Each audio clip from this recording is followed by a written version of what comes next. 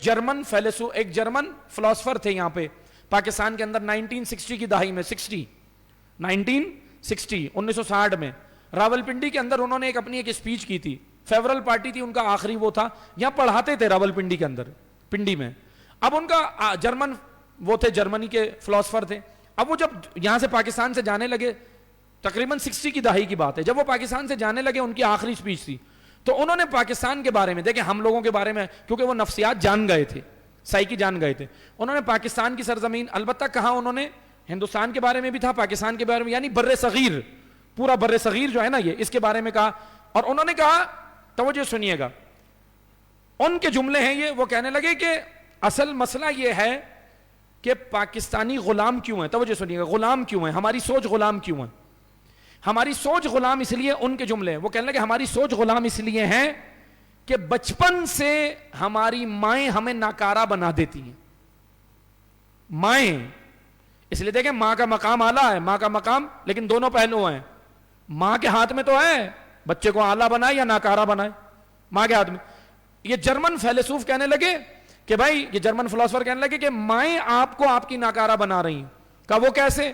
کہا اس لیے ایسے کہ چھوٹا سا بچہ پیدا ہوتا ہے, آپ جب دنیا میں آتے ہو, خصوصاً پاکستان کے لیے انہوں نے یہ جملے کہے, پاکستانی عوام کے لیے, وہ آتا ہے, ماں بچے کے کام شروع کر دیتی ہے, لڑکا ہو لڑکی ہو دونوں, ماں بچے کے کام کرتی ہے. حالانکہ نہیں, اللہ نے اس کے اندر یہ کوالٹی رکھی ہے کہ وہ چھوٹا پیدا ہوتا ہے, تو آپ نے دیکھا ہوگا چھوٹا بچہ ہوتا ہے 2 سال کا, 1.5-2 سال کا, وہ اپنے ہاتھ سے کرے گا. آپ اس کو کھلانے کی کوشش کریں, کہے گا نہیں میرے آگے رکھو میں کھاؤں گا, کرتا ہے نا چھوٹا بچہ, یہ دیکھا ہے آپ نے. وہ چاہتا ہے میں اپنے ہاتھ سے, کیونکہ وہ آزاد پیدا ہوا ہے, وہ حر پیدا ہوا ہے, وہ غلام پیدا نہیں ہوا.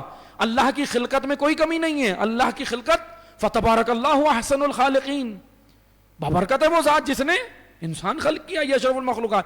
خلقت میں کوئی کمی نہیں ہے. ہمارا معاشرہ ہمیں خراب کر دیتا ہے, ہمارے رویے. اب وہ بچہ آپ دیکھیں چھوٹا سا ہے, وہ سارے کام کرنا چاہتا ہے, لیکن ماں باپ کیا کرتے ہیں, اپنے ہاتھ سے اسے چھین لیتے ہیں. نہیں, میں یہ مشورہ دوں گا, چھوٹا بچہ ہے, دسترخوان لگائیں, کپڑے گندے کر رہا ہے, کچھ بھی کر رہا ہے, وہ سب کرنے دیں, لیکن اس کو اپنے ہاتھ سے کام کرنے دیں. وہ خود کھائے کھانے دیں, وہ دیگر کام کرے کرنے دیں.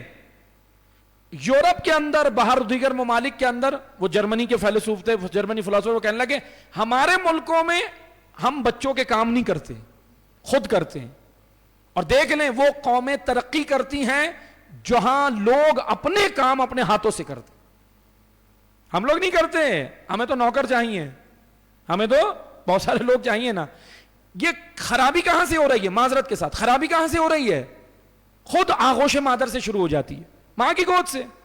چھوٹا سا بچہ ہے, ابھی دیکھیں, ابھی تو خیر چھوٹے بچوں کی بات نہیں کرتا, ابھی تو ماشاءاللہ جوان لڑکیاں ہیں گھر میں, جوان لڑکے ہیں, جوان لڑکی ہے, سو رہی ہے آرام سے, آرام کر رہی ہے, نہ صبح میں ماں نے اٹھانا ہے, نہ کچھ, نہ فجر میں, نہ اس میں. کیوں؟ کہتے ہیں بھائی ابھی بچی ہے, ابھی سے لوٹ ڈال دیں, سسرال جا کے پھر کام کرنا ہے, تو ابھی سے ہم لوٹ ڈال دیں.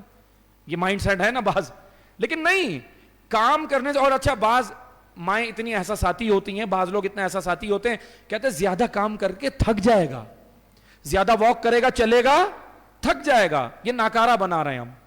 اللہ تعالیٰ نے اس طرح باڈی بنائی ہے, انسان کی سسٹم ایسا رکھا ہے, نہ یہ زیادہ کام کرنے سے تھکتا نہیں ہے, اور صحت مند ہوتا ہے, ایکٹیو ہوتا ہے, فعال ہوتا ہے. لیکن ہم ذرا الٹ چلتے.